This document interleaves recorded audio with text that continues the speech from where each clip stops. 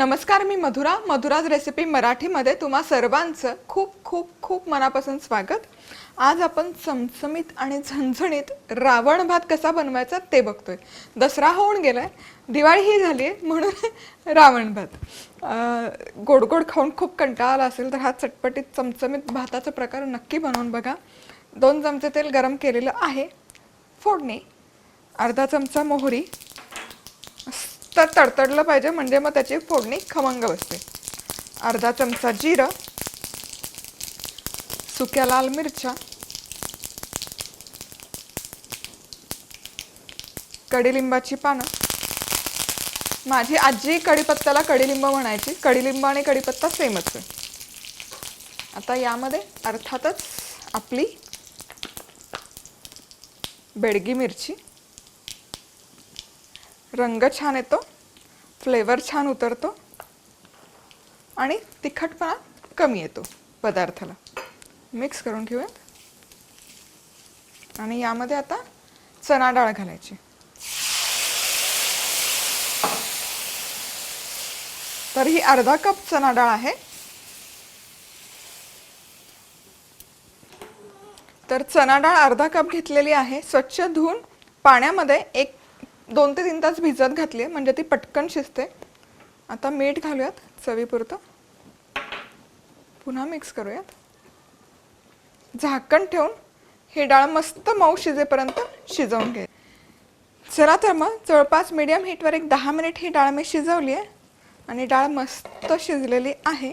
टेक्स्चरही छान आलं आहे, छान अशी दाटसर झाली आहे डाळ। एकदा चेक करूयात, भिजवली की पटकन शिजते, मस्त मऊसूत झाली आहे। तर यामध्ये 1 चमचाभर मी चिंचेचा कोळ घालते, ऑप्शनल आहे, पण चटपटीत जरा आंबट आणि तिखट चव छान येते म्हणून घालते, नाही घातलं काहीच हरकत नाही। आणि बारीक चिरलेली कोथिंबीर। आता इथे मोकळा भात घ्यायचा, साधारण 2 ते 3 कप इनफ होतो मोकळा शिजवलेला भात। आणि यामध्ये हे झणझणीत आणि चमचमीत डाळ घालायची।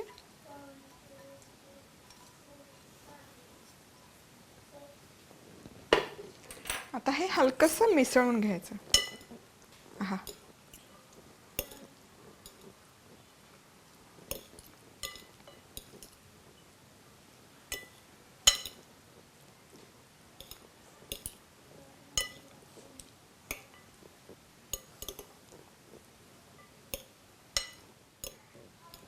चला तर मग आपला हा रावण भात बनवून तयार आहे। कसा खायचा, असा सर्व करायचा, हवा तर वरनं तुम्ही थोडा बारीक चिरलेला कांदा सर्व करू शकता, भाजलेले शेंगदाणे, अफलातून लागतं तसे, किंवा काजू पण घालू शकता, आवडीप्रमाणे तुम्ही यामध्ये व्हेरिएशन्स करू शकता।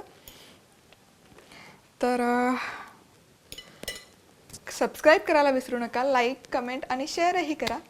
तर आज वेळात वेळ काढून तुम्ही ही रेसिपी पाहिल्याबद्दल तुम्हा सर्वांचे खूप खूप खूप मनापासून धन्यवाद। पुन्हा भेटूयात अशाच एका छानशा चमचमीत आणि झणझणीत रेसिपी बरोबर। तोपर्यंत मस्त रहा, खुश रहा, आनंदी रहा आणि सगळ्यात महत्त्वाचं खात रहा।